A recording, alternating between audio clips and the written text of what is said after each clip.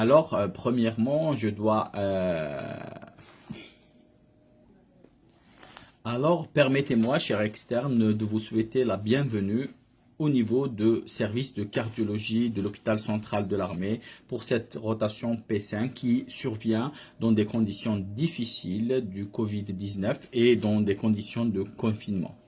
Donc, permettez-moi de présenter le cours magistral sur l'insuffisance aortique. L'insuffisance aortique qui compte parmi les 4 valvulopathies les plus fréquentes, notamment l'insuffisance mitrale, le rétrécissement mitral, le rétrécissement aortique et bien sûr l'insuffisance aortique qui est l'objet de notre cours. Donc, le plan de notre cours va avoir des objectifs. Quels sont les objectifs que les externes doivent apprendre? L'introduction, c'est quoi une insuffisance aortique? La définition et bien sûr les étiologies de cette insuffisance aortique. Il existe plusieurs étiologies, que ce soit pour les insuffisances aortiques aiguës ou chroniques. Quel est le mécanisme physiopathologique et l'adaptation du ventricule gauche et les autres cavités à cette insuffisance aortique? Comment on fait le diagnostic clinique, que ce soit l'examen physique ou l'examen paraclinique? Et bien sûr, le plus important, c'est de voir quelles sont les complications ou l'évolution de cette pathologie. Et en fin de ce cours, on va voir les modalités de prise en charge et de traitement de cette valvulopathie aortique. L'externe en cardiologie doit impérativement définir c'est quoi une insuffisance aortique. Il doit différencier une insuffisance aortique aiguë d'une insuffisance aortique chronique, reconnaître les principales étiologies d'une insuffisance aortique, que ce soit aiguë ou chronique, l'analyse de la physiopathologie de l'insuffisance aortique, et on va voir le diagnostic clinique, électrocardiographique, le diagnostic radiologique et bien sûr l'examen clé pour faire le diagnostic, d'évaluer et de voir les étiologies de l'insuffisance aortique qui est l'échocardiographie Doppler. On va voir un chapitre, c'est quoi une évolution ou les complications d'une insuffisance aortique et bien sûr, l'externe doit voir les modalités thérapeutiques de cette prise en charge. Donc comme introduction, ou la définition, l'insuffisance aortique correspond à un défaut de coaptation des sigmoïdes aortiques. Vous savez tous qu'il y a 3 sigmoïdes aortiques et 3 sigmoïdes pulmonaires. Les sigmoïdes aortiques, il y en a 3. Il y a une sigmoïde antéro-droite qui est coronaire, dite coronaire parce qu'il y a en regard la sortie de la coronaire droite. Et vous avez la sigmoïde antéro-gauche coronaire en regard de laquelle il y a la sortie du tronc commun, et vous avez la sigmoïde postérieure non coronaire. Donc, lorsqu'il y a un défaut de coaptation de ces sigmoïdes, donc il y a un reflux du sang qui se fait de l'aorte vers le ventricule gauche. Normalement, cette valve, elle est étanche en diastole, mais lorsqu'il y a un défaut de coaptation, il y a un retour du sang qui se fait de l'aorte vers le ventricule gauche. On appelle ça une insuffisance aortique. Donc, l'insuffisance aortique est une affection grave. Pourquoi elle est grave? Elle est grave parce qu'il y a un retentissement important sur le ventricule gauche. Donc, il y a un risque d'insuffisance cardiaque parce que le ventricule gauche, il va se trouver avec 2 volumes. Un volume qui est donné par l'oreillette gauche lors de la systole auriculaire normale, mais il va se retrouver avec un deuxième volume qui est résultant de la régurgitation de l'aorte vers le ventricule gauche. Et bien sûr, lorsque ce ventricule, il va se délabrer, il va se dilater, il va s'hypertrophier, donc il y a un risque de mort subite, que ce soit par insuffisance cardiaque, qui est le continuum de cette pathologie, ou bien par trouble du rythme. Le deuxième problème qui est en rapport avec cette insuffisance aortique, c'est l'endocardite infectieuse. Et vous remarquez tous que l'endocardite infectieuse, c'est la première affection ou complication des 4 valvulopathies. Par rapport aux autres valvulopathies, c'est la complication la plus fréquente en cas d'insuffisance aortique. Sur le plan physiopathologique, cette insuffisance aortique va dépendre de la durée de la diastole. Plus la durée de la diastole est longue, plus il y a une insuffisance aortique massive et importante. Je prends toujours cet exemple d'un seau. Lorsque vous ouvrez le robinet, si vous laissez le robinet pendant 30 minutes, vous allez remplir le seau plus que si vous ouvrez pendant 20 minutes. Plus les résistances périphériques vasculaires sont importantes, plus la régurgitation aortique est importante. Et bien sûr, plus l'orifice régurgitant est important, plus l'insuffisance aortique est importante. Et donc, en résumé, l'importance d'une insuffisance aortique dépend de la surface fonctionnelle de l'orifice régurgitant en diastole. Plus cet orifice est important, plus l'insuffisance aortique est importante. Le gradient de pression diastolique entre l'aorte et le ventricule gauche, plus ce gradient est important, plus l'insuffisance aortique est importante. Et bien sûr, la durée de la diastole, plus la durée est importante, plus l'insuffisance aortique est massive et importante. Sur le plan physiopathologique, le ventricule gauche, on a dit tout à l'heure qu'il va se retrouver avec deux volumes. Un volume V1 et un volume V2. Un volume V1 qui va venir de la systole normale de l'oreillette gauche, parce que le sang il va venir des veines pulmonaires, l'oreillette gauche, ensuite la systole auriculaire vers le ventricule gauche. Mais dans l'insuffisance aortique, il y a un deuxième volume qui s'ajoute, c'est le volume qui va régurgiter de l'aorte vers le ventricule gauche. Donc il y a une augmentation du volume d'éjection systolique. Et le ventricule gauche, qu'est-ce qu'il va faire? Il va se dilater, il va s'adapter, il va se dilater pour contenir ces deux volumes. Ensuite, pour éjecter ces deux volumes, il va se retrouver avec une post-charge importante. Donc le ventricule gauche, il va s'hypertrophier pour essayer d'éliminer ces deux volumes qui sont, ou c'est le volume qui est en trop. Et bien sûr, il n'y a pas, au stade compensation, il n'y a pas de retentissement en amont. Ensuite, au stade de décompensation, ce volume, ce ventricule, il va se dilater davantage. Et bien sûr, le ventricule, il ne peut pas se dilater infiniment. Donc, il va se dilater. Et la pression télédiastolique de ce ventricule gauche, elle va devenir très très importante parce qu'il y aura une diminution de la compliance de ce ventricule gauche. Et lorsqu'il y a une dilatation importante, diminution de la compliance et augmentation des pressions télédiastoliques du ventricule gauche, il y aura une diminution de la contractilité et bien sûr une diminution de la fraction d'éjection du ventricule gauche. Donc ça c'est au niveau du ventricule gauche. Mais lorsqu'il y a un volume important qui sort du ventricule gauche, qui est l'augmentation du VES, ce volume important, il va taper constamment au niveau de l'aorte initiale. Au niveau de l'aorte initiale, ce qui va entraîner une dilatation de cette aorte initiale. Cette dilatation, avec ce volume qui est important, va entraîner une augmentation de la pression systolique intra-aortique. Et sont responsables, sur le plan clinique et sémiologique, des signes d'hyperpulsatilité artérielle qu'on va voir tout à l'heure. Donc la fuite aortique qui est importante va entraîner une diminution de la pression artérielle diastolique. Parce que l'onde de pouls, elle va sortir du ventricule gauche, elle va partir au niveau de l'aorte, elle va irriguer les tissus, ensuite elle va revenir au niveau de la base de l'aorte pour irriguer les deux artères coronaires. Et lorsque vous avez une fuite importante, il n'y aura pas assez de sang qui va rester au niveau de la base de l'aorte, qui va expliquer un petit peu la diminution de la pression artérielle diastolique. Donc sur le plan physiopathologique, donc il y a une dilatation, hypertrophie du ventricule gauche qui va conduire à la longue à une diminution de la fraction d'éjection. Et vous avez vu qu'il y a une augmentation du volume d'éjection systolique responsable d'une hyperpression systolique. Et bien sûr, lorsque l'onde de pouls elle va revenir au niveau de la base de l'aorte, le sang va fuir au niveau du ventricule gauche, il y aura moins de sang qui va rester au niveau de la base de l'aorte, qui va expliquer un petit peu la baisse de la pression artérielle diastolique. Alors, pour la circulation coronaire, on a expliqué à l'instant la fuite aortique, donc la diminution de la pression artérielle diastolique, et vous savez tous que la vascularisation des artères coronaires du cœur se fait en diastole. Et lorsqu'il n'y a pas assez de sang qui va rester au niveau de la base de l'aorte, donc il y a moins de sang qui va partir dans les artères coronaires, et vous voyez qu'il y a une augmentation des besoins myocardiques en oxygène qui va expliquer une souffrance myocardique en rapport avec l'augmentation des besoins et bien sûr une souffrance myocardique parce qu'il n'y a pas assez de sang qui va partir au niveau de la circulation coronaire. Donc grosso modo c'est ça.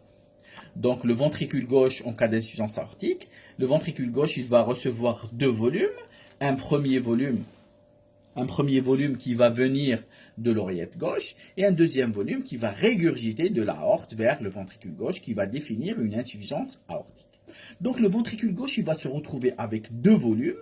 Donc qu'est-ce qu'il va faire? Il va se dilater, il va essayer de s'hypertrophier pour essayer d'évacuer ces deux volumes. Donc c'est une augmentation de la charge et de la post-charge. Sur le plan étiologique, l'insuffisance aortique chronique, on distingue deux tableaux. Le premier tableau, c'est l'insuffisance aortique chronique. Donc le chef de file, on est en Algérie, il y a le rhumatisme articulaire aigu, il y a aussi l'endocardite. L'endocardite, elle peut être la cause d'une insuffisance aortique chronique, comme elle peut être la conséquence d'une insuffisance aortique aiguë. Et bien sûr, vous avez toutes les autres pathologies, la maladie annulo-ectasiante, la bicuspidie, c'est une anomalie congénitale. Au lieu d'avoir 3 cuspes, on va avoir 2 cuspes au lieu de 3. On appelle ça une bicuspidie. L'hypertension artérielle constitue une étiologie de l'insuffisance aortique. Et bien sûr, l'insuffisance aortique sur maladie de système, les aortites inflammatoires et les autres maladies comme la radiothérapie.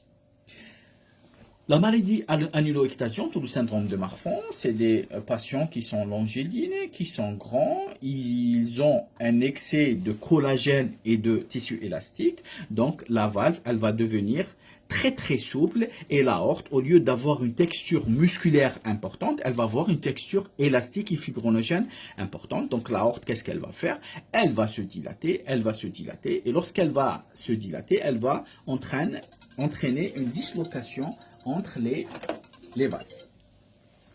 Et ça va entraîner bien sûr une insuffisance aortique. C'est ça une maladie de Marfan. Donc c'est une dilatation de l'aorte ascendante. Vous voyez, normalement l'aorte, elle est tubulaire. Et là, vous voyez que l'aorte, elle se dilate. Lorsqu'elle se dilate, elle entraîne une dislocation des sigmoïdes pour entraîner une insuffisance aortique importante.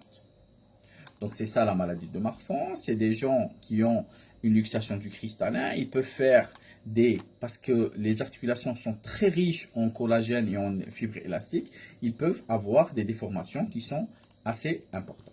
Ça, c'est une endocardite infectieuse, mais vous voyez qu'il n'y a pas une tricuspe, il n'y a pas le signe de Mercedes, il y a il y a que deux cuspes, la cuspe droite et la cuspe gauche, et vous voyez que cette cuspe est bouffée par l'endocardite ou par le microbe. Donc c'est une endocardite infectieuse sur une bicuspidie aortique. Là, vous voyez une aorte normale qui n'est pas dilatée, mais là, vous voyez une bicuspidie. Au lieu d'avoir 3 cuspes, signe de Mercedes, on a bicuspidie, donc 2 cuspes avec une dilatation importante de l'aorte ascendante. C'est ça une insuffisance aortique, c'est une coupe longue axe. Vous voyez là le ventricule gauche, vous voyez l'aorte, l'oreillette gauche, la valve mitrale et la valve aortique. Et vous voyez la régurgitation aortique qui se fait de l'aorte vers le ventricule gauche et toujours en diastole.